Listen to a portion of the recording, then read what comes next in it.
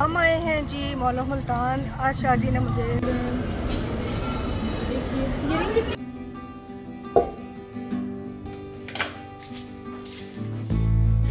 ये 5,000 छोड़ा नहीं डाल दी। ये मटर चले गए।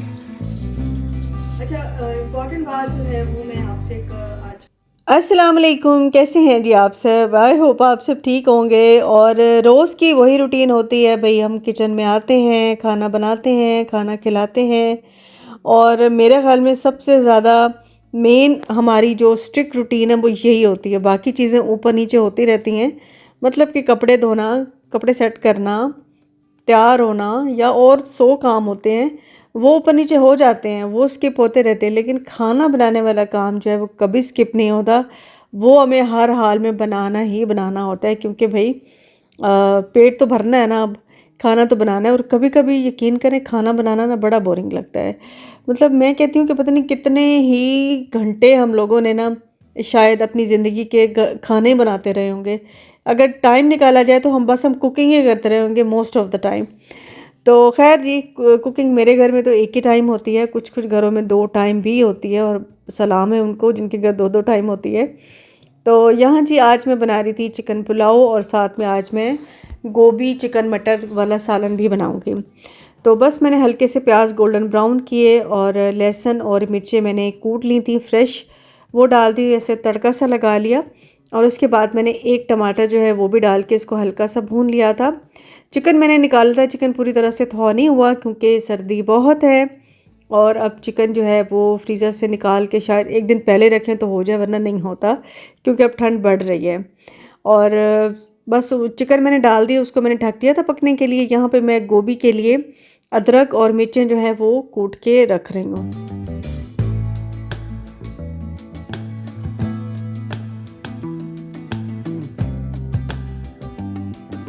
गोभी मैंने बनानी थी, लेकिन मेरे पास गोभी अभी नहीं थी, वो मैंने अभी मंगानी थी। तो अभी कोई था नहीं मंगाने वाला, तो मैंने कहा चलो ड्राइवर आ जाए तो फिर उसके हाथ मंगा लूँगी। फ़िलहाल मैंने सोचा कि चलो चिकन को भून के मैं रख लेती हूँ, आधे से ज़्यादा काम तो इसी का ही होता है, तो ये तो हो ही जाएगा। तो मैंने एक बिल्कुल छोटी साइज़ की प्याज डाली है, और चिकन डाल रही हूँ इसलिए मैं प्याज डालती हूँ, वरना मैं गोभी में प्याज नहीं ऐड करती। साथ ही मैंने अदरक और मिर्चें जो कूट के रखी थी वो डाल दी, 2 टमाटर डाल दिए।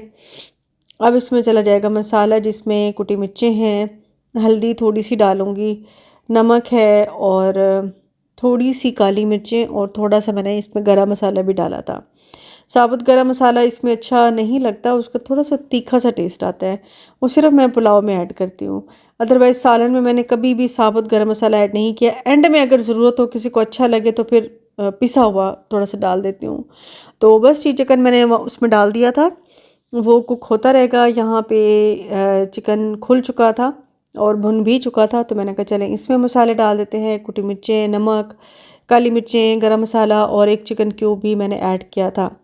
तो बस चीज़ को अच्छे से भून लूँगी, और ताकि चिकन का कच्चापन जो है वो ख़त्म हो जाए। अच्छा, चिकन जब अच्छे से भुन भी जाती है और तकरीबन गल भी जाती है, तब मैं इसमें पानी ऐड करती हूँ, क्योंकि पानी डालने के बाद चावल डालने होते हैं, और बस वो तो फिर आपको पता है कि फ़ौरन ही कुक हो जाते हैं, क्योंकि चावल जो है वो पानी को बहुत जल्दी सोख करता है। इसलिए ज़्यादा कुकिंग फिर उस टाइम नहीं होती। जो कुक होना होता है, जो गलना होता है चिकन ने, वो पहले ही गल जाता है। तो इसलिए मैं चिकन को गला के फिर मैं पानी और चावल वगैरह शामिल करती हूँ। यहाँ पे मैंने बस थोड़ा सा मिक्स करके इसको ढक दिया था। तो बस ये चावल मैंने इसमें डाल लिए हैं, सालन मैंने बनने के लिए रख दिया है, और चिकन को भून के गोभी जैसे ही आएगी, गोभी अभी है नहीं कोई लाने वाला, तो मंगा के बस वो मैं डाल दूँगी, तो खाने का काम डन हो जाएगा। अच्छा, इम्पॉर्टेंट बात जो है वो मैं आपसे आज करना चाह रही थी। अभी 2 दिन पहले ही मेरी बेटी की फ्रेंड है, उसके अब्बू की हुई है डेथ, और उनसे हमारी मुलाकात भी हुई थी लाहौर में। बच्चों का इवेंट था, तो वहाँ पे हम भी गए हुए थे, तो वो भी गए हुए थे। तो उनकी मतलब इतनी अचानक डेथ, और उनकी कोई एज भी नहीं थी। मतलब हम सब इतने हैरान हो गए, हमें यकीन ही नहीं आ रहा था। और इसमें मुझे बड़ी इम्पोर्टेंट बात ये लगी, मुझे लगा कि मुझे आपसे शेयर करना चाहिए कि अब देखें, वो जाने वाले तो चले गए, ठीक है, अल्लाह की रज़ा इसी में थी, लेकिन जो पीछे फैमिली है उनका क्या मतलब, ज़ाहिर है फाइनेंशियल इशू होते हैं और कई तरह की चीज़ें होती हैं जो औरत के सर पे अब आ गई, उस माँ के सर पे आ गई। अब वो अकेली किस तरह मैनेज करेगी। वैसे तो होते हैं, ज़ाहिर बहन भाई भी होते हैं, माँ बाप भी आपके होते हैं, रिश्ते कई होते हैं, लेकिन बहरहाल आपने अपनी ज़िंदगी को तो अकेले ही चलाना होता है। तो सबसे इम्पोर्टेंट बात ये मुझे लगी कि स्पेशली जो मियाँ बीवी का रिश्ता होता है, हमें कितने एक दूसरे से गिले शिकवे होते हैं, आपने ये नहीं किया तो आपने वो नहीं किया। हस्बैंड को बीवी से होते हैं, तुम ये नहीं करती, तुम वो नहीं करती, तुम लड़ती हो, तुम ये। तो इस तरह की चीज़ें उसका कोई मायने नहीं रहता जब एक इंसान यहाँ दुनिया से चला जाता है। बिल्कुल ही आपने कभी ना उसे देखना है, ना कभी उससे मिलना है, ना कभी उसकी आवाज़ सुननी है। वो हमेशा हमेशा के लिए दुनिया से चला जाता है। तो क्या वो छोटी छोटी शिकायतें और वो चीज़ें यहीं रह जाती हैं। मैं कहती हूँ कि कोई भी इंसान इस दुनिया में परफेक्ट नहीं है। हम सब गलतियाँ करते हैं अपनी अपनी ज़िंदगियों में। हम सब जो है अपना उस तरह से 100% देते हुए भी नहीं दे पाते, क्योंकि आप अगले की नज़र में बहरहाल कमी होती है। आप अगले को किसी को खोलें, कोई भी रिश्ता है, वो कहेंगे आपने ये नहीं किया, वो नहीं किया, वो नहीं किया। हमें भी खोलो तो हम भी कहेंगे भाई आपने ये नहीं किया, वो नहीं किया, ये नहीं किया। तो बहुत सारी चीज़ें होती हैं। मैं कहती हूँ इन चीज़ों को भुला देना चाहिए। लाइफ बहुत अनप्रडिक्टेबल है। आपको नहीं पता आपकी कब मौत आ जाए, आप इस दुनिया से चले जाएं, आप अपने प्यारों से बिछड़ जाएं, फिर आप क्या रहेगा, वही पछतावा कि काश मैं ये ना कहती या मैं वो ना कहता, वो इतनी अच्छी थी या वो इतना अच्छा था। तो मैं कहती हूँ कि अच्छी चीज़ें याद रखें, बुरी चीज़ों को भूल जाएं। अच्छी चीज़ें याद रखें। देखें अब हमारी जो अब आके एज हो गई है, अब मुझे तो लगता है कि आधी से भी कम हमारी भी रह गई है, जितनी भी अब तक हमारी एज है। और वैसे भी लाइफ का कोई पता नहीं है। सडन डेथ आजकल इतनी हो रही हैं, हार्ट अटैक इतने हो रहे हैं। और साथ साथ अपनी सेहत का भी ख्याल रखें और बस अल्लाह से दुआ मांगते रहें कि जो जाने वाला चला जाता है, लेकिन जो पीछे फैमिली रह जाती है वो बड़ी सफ़र करती है। तो इसलिए चीज़ों को फॉरगेट किया करें, भूल जाया करें। जो भी गलतियाँ कोताहियाँ जो भी जिससे होती हैं, आपसे भी होती हैं। हस्बैंड बीवी की माफ़ करे, बीवी हस्बैंड की माफ़ करे, बस मिलजुल के जो भी ज़िंदगी है, क्योंकि ये तो एक ऐसी ज़िंदगी है जिसने ख़त्म हो जाना है। ये तो परमानेंट रहने वाली लाइफ है ही नहीं, वो तो आगे की ज़िंदगी है जो कि हमेशा रहेगी। तो ये इम्तिहान की जगह है और यही इम्तिहान है। मैं कहती हूँ आपने अपने प्यारे की सह कर बर्दाश्त करना है, उसको फिर भी भूल के चलना है, यही आपका इम्तिहान है। और बस अल्लाह ताला हम सबको इस इम्तिहान से बचाए और हमारे प्यारे जो हैं, हमारे जो अपने हैं, अल्लाह ताला उनको सलामत रखे। मैं तो यही दुआ करती हूँ। बहरहाल मुझे बड़ा अफसोस हुआ ये सारी सिचुएशन का।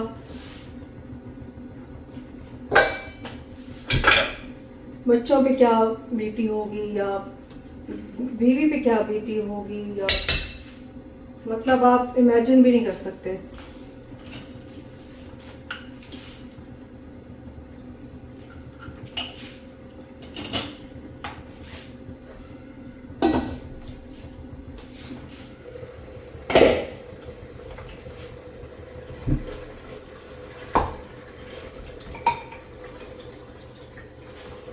और चावल जो हैं रेडी होने वाले हैं, तो मैं इसको दम लगा दूंगी 15 से 20 मिनट के लिए हल्की आंच पे।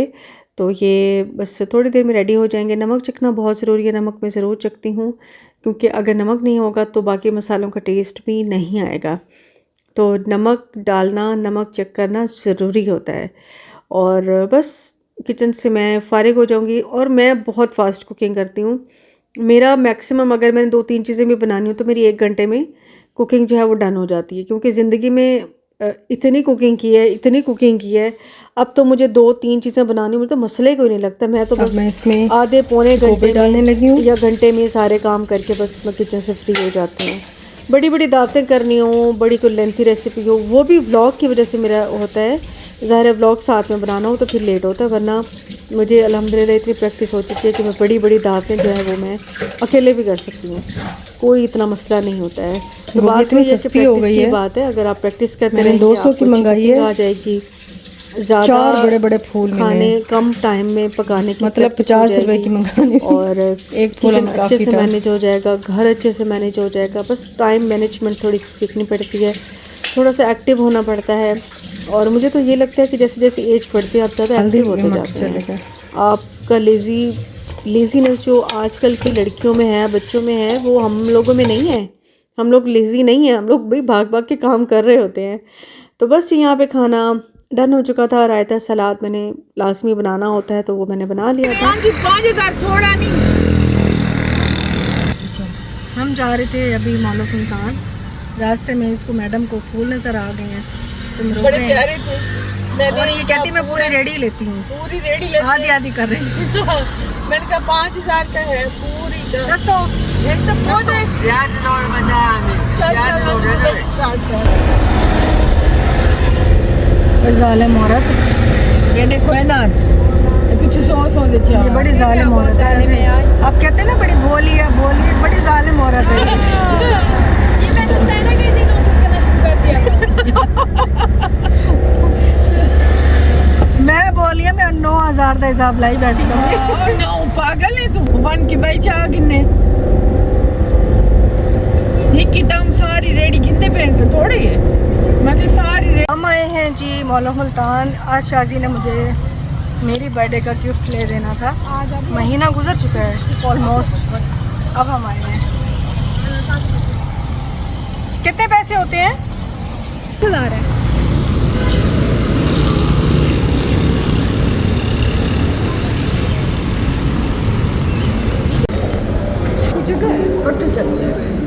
नहीं वो काम है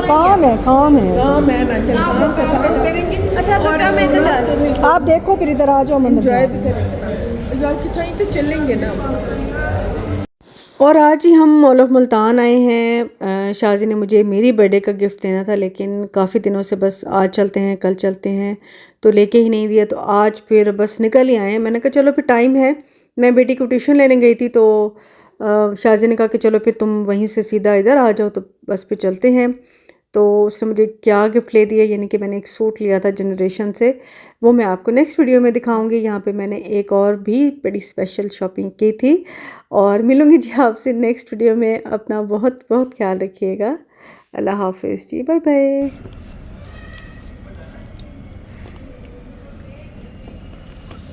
एक मिनट मैं उसकी बहन को बुलाऊँ।